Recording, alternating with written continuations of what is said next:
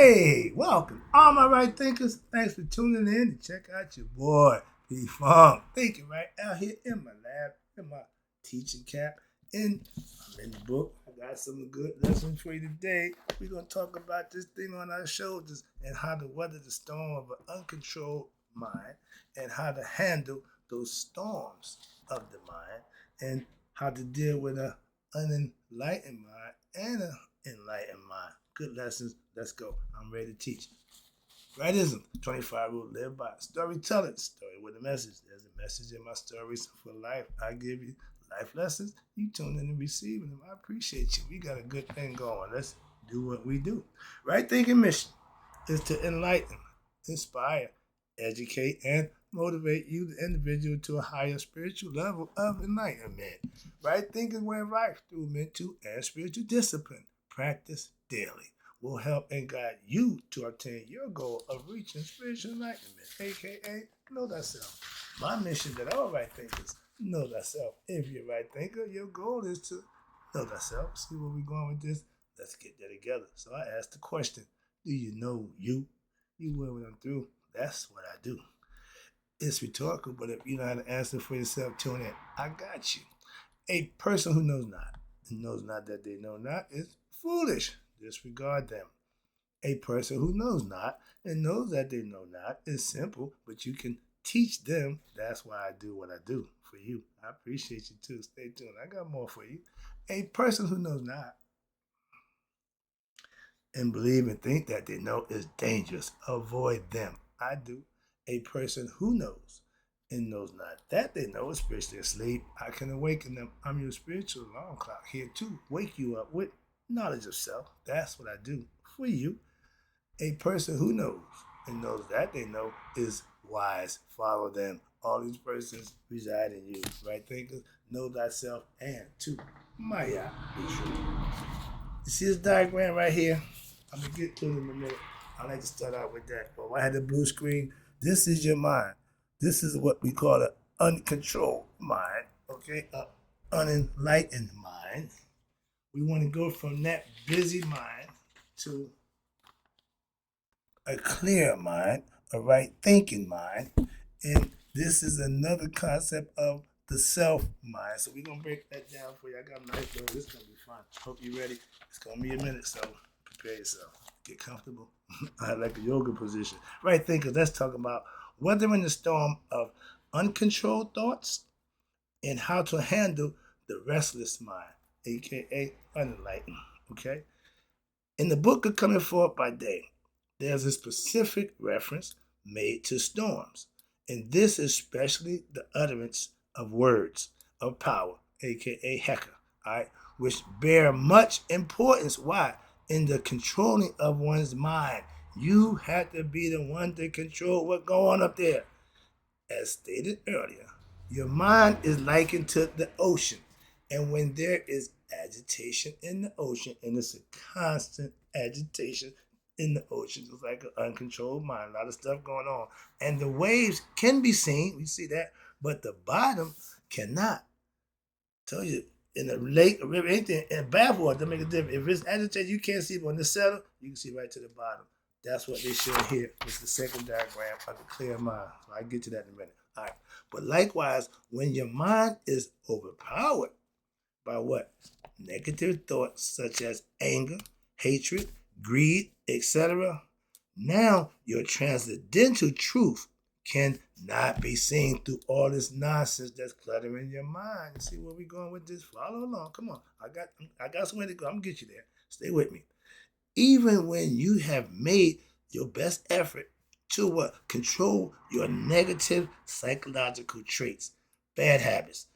But they will sometimes come out of seemingly nowhere and overpower you. So because of what? Your past habits that you obviously hadn't broken and your customs, which the mind has developed over a period of time. It takes a while, okay? Therefore, you, the right thinker, the spiritual aspirant, you must learn to practice detachment. Don't get involved with anything and anybody. Deal with it for what it is and deal with it from who they are. Don't get involved, okay? And even when your mind cannot be controlled to perfection, meaning 100% yet, you still must learn to objectively stand back and observe yourself, your mind. Why do you think that? Whoa, I need to rethink this. You now may be able to self-reflect. That's what that's for, to check yourself. Hold yourself accountable, to put yourself in a better position, knowing what you're thinking, knowing what you're doing before you do it. Thinking after your action never works well. Okay? Before. Watch this. This is going to get you there. Yes, I feel anger. We all do. But when you feel it rising in you, your first question is, man, I got to take note to how I'm starting to act. When you start getting rambunctious, you start getting, you done got passion. You done got intense. You done got involved. Now it's no longer just that, it's emotions involved. So the idea is to be able to control that. You do not develop anguish or regret over what you have done. Why? Because if you think before you do it, but you seek to fully understand what has happened, so as to remove that negative behavior. That act first, think second. No, think first, act second. Now you'll be better off. Why? You can thank your higher self for being the provider of you with the opportunity to bring out that negativity within yourself and this negative behavior, and like others, in which the obstruction of your vision of the self. Everybody have to get out that negative aspect of themselves. You got to get it out. Get it out. Why? It don't serve you no good. That's why. But you shouldn't get it out in a manner which it hurt or put people in a bad predicament. I take my anger and use it to work out. Think, conceptualize, and put a lesson together behind it rather than act it out. So just as your most powerful storms, thoughts, seems hellish, going through anguish, anxiety, bad situations, everything just in the adverse situation, all of a sudden it's a case of you feel sorrow, you have emotional pains, but eventually going through all this, and my mother's favorite phrase I would never forget, this too soon shall pass. They telling you, when all eventually, after going through all that, it's all going to pass away. It ain't forever. Okay. So to the storms, those negative thoughts of the mind cause mental agitation, you must be able to endure when it happens with With patience. I learned that lesson too. Don't respond. George tell you, this is the test. Do not respond. Boy, that guy was smart. And when I did that, your faith gets stronger. And now until they finally pass away. Now the state of enlightenment has been attained by you, yourself, through your own experience. You have to go through that. That's the dark night of the soul and all that nonsense they call it. But you got to endure everything mentally before you can apply it and manifest it physically. It's all mental first. But we want to do the physical, and it's no. Physical comes second. Think first. Think twice. Act once. Acting twice means you acted wrong the first time. You're trying to correct it. That never works. So I got a quick lesson. You should understand you should have understanding for yourself, as well as for others, respect. But not all people get upset at the same time or in the same thing or about the same thing. Sometimes people who are not upset look down on others, not realizing and forgetting that when they had their own times of emotional turmoil, they didn't want nobody to look down on them and feel any less about them. So all that, I'm shamed. Shame of what? I ain't no shame in my game. Don't give a damn one way or another. I ain't no shame. I ain't never gonna be shamed. Okay? That's regret for your action. I ain't do nothing I'm gonna be shamed of. Again, you should not allow yourself to become all high and mighty, conceited, when you see other people in distress, rather because you have been in that position a time or two yourself. That should be what empathize and compassionize, where you can show compassion, empathize with them for their situation. Not, oh, you need to get over it. No, I ain't that dude. No, I understand. So I'm not gonna be that cold-hearted. But some people just don't care. Okay, it's a difference. When people going through their time, you got to show empathy. That's all you got to do. I ain't here to do nothing but be a shoulder to lean on, let me rant, whatever it is, until what? Ask otherwise. I asked myself, hey, when last time I gave advice? Last time I asked. That's the only time you're going to get it. And that's my son. Okay? We always want to get him advice. But at a certain point, what's the point? Dad, I got, my man, I got you. All right. But here we go. This is a story about me. This is a real one right here. And then distress. Okay.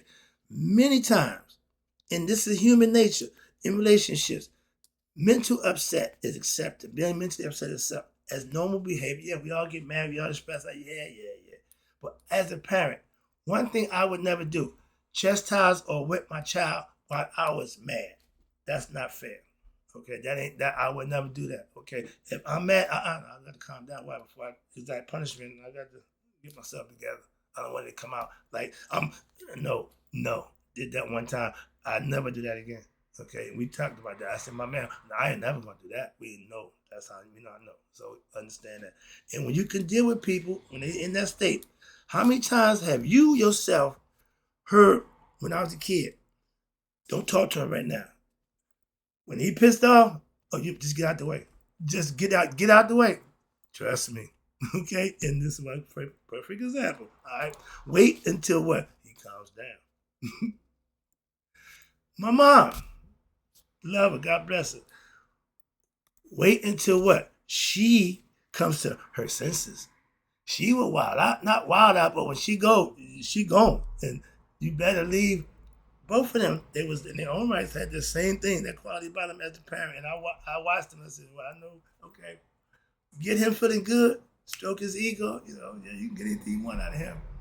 If it ain't right, if it ain't just and good, moms ain't having it. Don't even come to her with that nonsense. She couldn't care less. So, yeah. And when she went off, back down, let go. And what they said, wait until she calms down, and then what? You can ask her permission to go outside. You don't want to catch her when she ran, and that might be last, and you want to ask her, can I? No. So I had to put that down, that quick story with that one. But those are things in life. You can't act out of emotion. Why? That's what it is. It's not good. Why? If you're mad, it's going to be bad. If you're happy, yeah, but that's not good. That's what I'm saying. And the whole mind thing, to try to tell you that, don't work on the emotions, work on this thinking. And this form of behavior is natural. Again, in this form of behavior, is not normal. It should not be accepted. This is meditative concepts. You should strive to be able to control your emotions, aka the ego.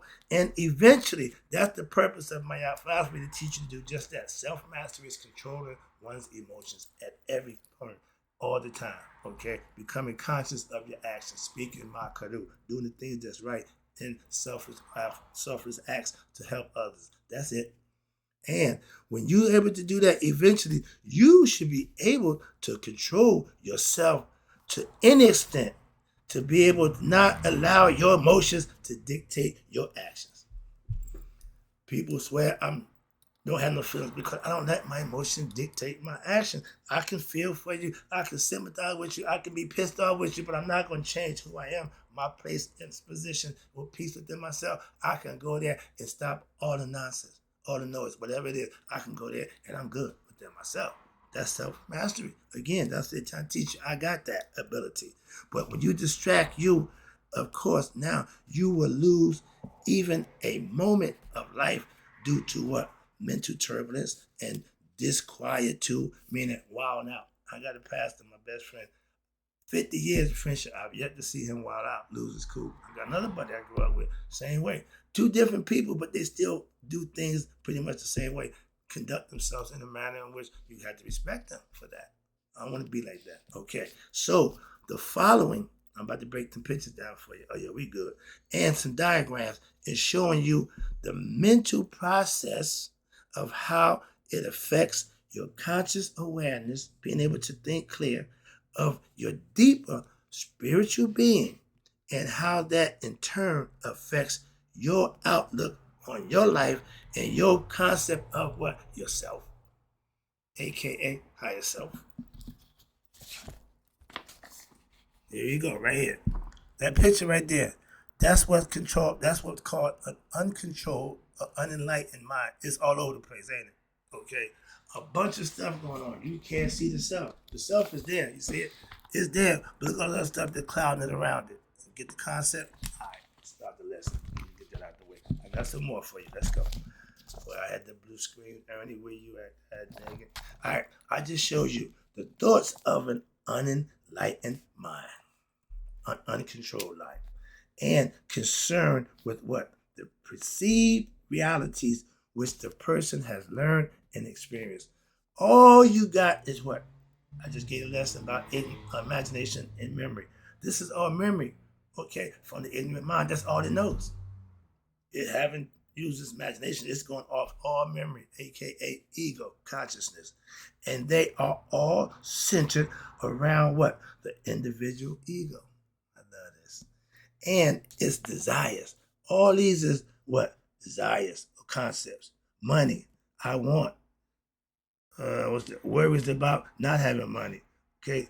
Longings. I love this. I want that. Desires. I wish I had that. Oh, personal problem. Oh, I hate that. Tomorrow, yesterday. Mine is everywhere except what?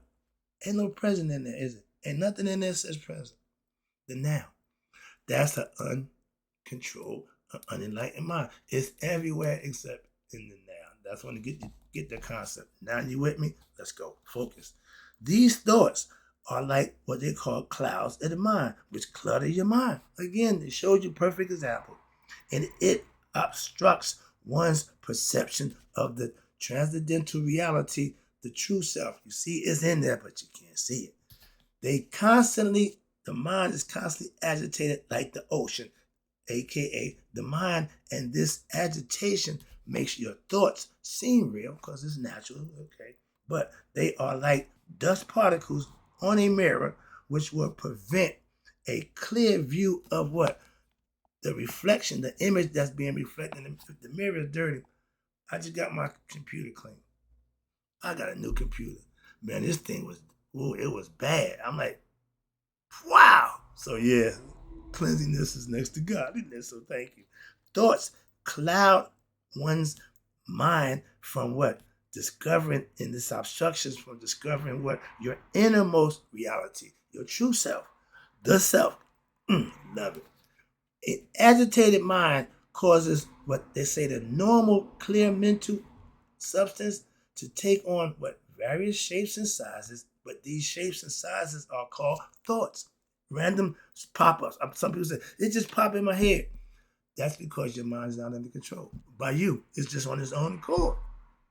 Perfect example. And they'll tell you their problem. A lot of us are mentally ill and don't even know it. So moving on. But why? We don't know how to think right. We think we're thinking, but we just spinning our wheels going over and over. I'm trying to help you get past that, break the matrix.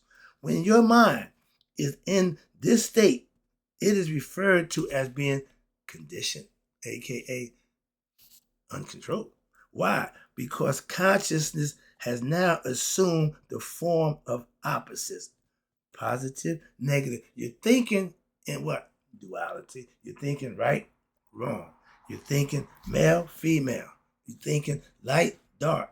You're thinking here, there. You get me? That's the controlled mind, known as duality. You got to have choices. That's what this is all about. And that's what it breaks down to. So there are names, forms, opposites, conflict, memories, desires, etc. in one's mind in which one has accepted as what? Absolute realities. You think what you think is all it is. How about what you don't know? You can't think what you don't know. Some people just make it up. But that's the idea of what? Learning, having an open ear, an objective ear to hear what? Truth from anywhere and from anybody to make a difference. When there is a conditioning of your mental substance. Now there is what they call, we're in time and space, or what we call relative awareness. This composed, okay, composed of what? Physical, mental desires. We call them feelings and desires, ideas, thoughts. And this is all based on what? Memory from what? Past, present, and future, etc. You see, we're going to, the mind is always busy. When there is conditioning, duality in the mind, there is always limitations. Why? Because the mind cannot hold all reality, the universe, and view it as a conditioned form all at once. Too much for you to comprehend. So, in order for you to be able to get to dun dun dun dun, that's the self. That's where we want to what? Know who we need to know. And that's done by clarifying or clearing up all the nonsense. Okay? See where we're going with this? I got a little more to go. Here we go. Now, I'll take you here. When the thoughts are right and the desires now subside through what? True understanding, through what? Detachment and dispassion. You found lucidity. Your mind is controlled with your daily meditations. Now the thoughts fade into what? Your innermost self. You're becoming one with your higher self. You're starting to symbiotically mold with that, okay? Which was there all the time. I told you the self was always there. You just had stuff cluttering it up, okay? Which all the time becomes your soul and one reality. You know what's real. You know the self, thyself. This state of mind is likened to what? Sleeping when there are what? No dreams. That's the state, the deep sleep I've been telling you about. It's about to break it down. Watch this. And this explains it perfect. There is no ego, no I, no me. No. There's no subject. There's no who is thinking. There's only what? Pure consciousness. That's you becoming one with God in thought. Pure existence. That's the best way you can explain it. We call it bliss, aka highest peace, supreme peace, the supreme good, sun and bunny. Everybody got a name for it. We know it. Christians call it ecstasy, Eucharist, becoming one with, that's all. Everybody's way trying to explain it. Everybody got a different way. But to experience it is the best thing you can ever have for yourself. That's what I'm trying to tell you. You got to have that for yourself. And when you are in that dreamless state, that deep sleep, there is what? No problems. There's no worries. That's where you're going to be forever. I tell you, you're practicing for that. But guess what? You get a glimpse of it. But if you don't become conscious, you don't know yourself, you won't go back. That's where you want to go forever. That's the concept. And you have it in you. You have the ability to do that for yourself. You don't need me for that. That's what you got to put to work in. I'm just trying to put you in the right direction. Okay, I'm the spiritual GPS. Here, go this way. Here, do this. Here. Why? You have to transcend your ordinary ego-conscious mind for yourself. Conquering your ego is putting it in the servitude mode where now you listen to your higher true self. And there is what brings about the feeling of what? Rest and rejuvenation. Why? Because when you experience upon waking up from that deep sleep, you don't remember nothing, but you just feel, man, yeah, okay. That's what it's like. And waking up the next morning. However, when you wake, the thoughts and concerns of your individual ego existence, what comes back, right back into your mind again. You thought he was, no, he's relentless. He's relentless. You just got to keep him in check, okay? And these constitute what? Your day-to-day life.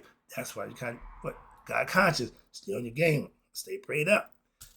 And when your mind, here we go, is in this state, it is referred to, you ready, as an unconditioned mind. Why? Because now your mental substance is devoid of names, forms, as well as ego concepts, and the notion that what? I'm an individual.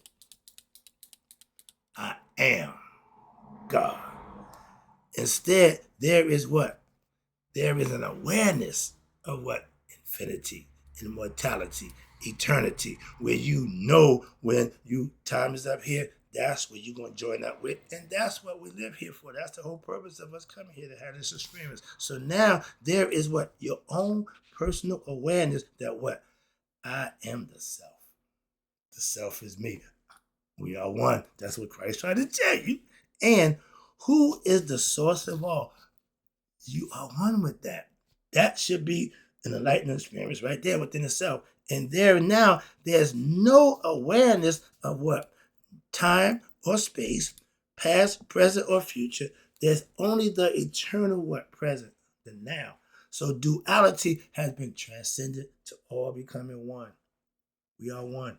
Wrapping it up. This is the self again. Taking it home.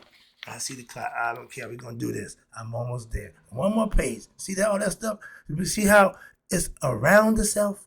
It ain't covering the self? Let's talk about it right quick. Let me wrap this thing up. Boy, I'm loving this. This is the enlightenment path. The path you take for enlightenment, because it's all mental. Having transcended your ego self through what? Daily yoga and right thinking philosophy, meditation, you now see what? The world not as an individual ego personality, but as the self, who is what? All-powerful, majestic, unlimited, supremely blissful, and confident in the flesh. Right here and now, you are Haru-er. You are you great. Why? You mastered your beastly nature. You mastered your earthly concept. So now you ready to what? When it's all said and done, you can go on back home to your father. That's the concept. Now you, and with this knowledge of self, right now, I just gave this lesson. You can deal with all problems of your life and challenges. Why? With the awareness that you are being led and sustained by God himself, your higher self, and that all situations in your life has a divine purpose, be it good or bad. Adverse situation is all heaven sent. I heard my man sister said, I'm rolling with Jesus, be it good or bad. I'm with him. I love that. That's what she said. I'm with it through the good and the bad. It ain't all gonna be good. They never said it was, but they're with you. I'm with that. And she understands that concept. And to give you the opportunity to what? To spiritually grow in what we call self-knowledge. It's all internal. And to serve humanity. I'm doing my work every day. Okay? But I'm also living the right way. So therefore, your desires and your concerns are no longer ego-based. I don't do this for the money. I don't do this with a whole bunch of hoorah. No, I do this to help others help themselves. That's a selfless service. I get blessed for that. And I don't have selfish concerns, but are permeated with what? A vision of what? Universality, peace, and contentment for all those who choose to follow my concept. Now there is what? True willing. This state is known as Makaru. I can tell you that's what I do. Or true speech. I'm a truth teller. I'm giving you what I know. Makaru is our ancient Egyptian mystical term signifying that what? That the unconscious is cleansed and that your desires, your thoughts, and impulses are true emanations of what? Your higher self, not of the ego self. This faculty, the faculty of speech, is tied directly into your unconsciousness. Why? This is why people sometimes speak and sometimes comes out what they said did not without intent. That means they spoke before they thought. So that the truth came out before they can think about it, corral it, or put it in some context. It comes out. I had that experience too. And what come out was backed up by their deep rooted impressions, okay, their true feelings. The clouds of negativity and ignorance, jealousy, conceit, which are all delusions, but when the unconscious is cleansed through daily meditation, righteous living, that light of the self now shines forth, and goodness, sweetness, honesty, harmonious words come forth spontaneously. I can just spit them out. Just like a rapper doing their thing, freestyling. It comes natural if it's true from the heart. And this is the basis of all spiritual scriptures. And it is the reason why what? Why when an enlightened sage like myself speaks, his or her words can be considered, even my pastor, to be what? Divinely inspired words from God. I'm speaking from my higher self. That's God. So how you view it, how you think about it, it all comes down to saying, if you are going with your higher self, that's God downloading information directly to you. And when it's doing that way, that's, some people call it challenging, some people call it in the zone. I call it Makadu. That's what you do. Hope you enjoy the lesson, right thinkers. I'm loving this. And in closing, may you all live to be 100. Me, 100 miles a day. So I know that my right thinkers who starting to realize their true self have passed away. Oh, I got more.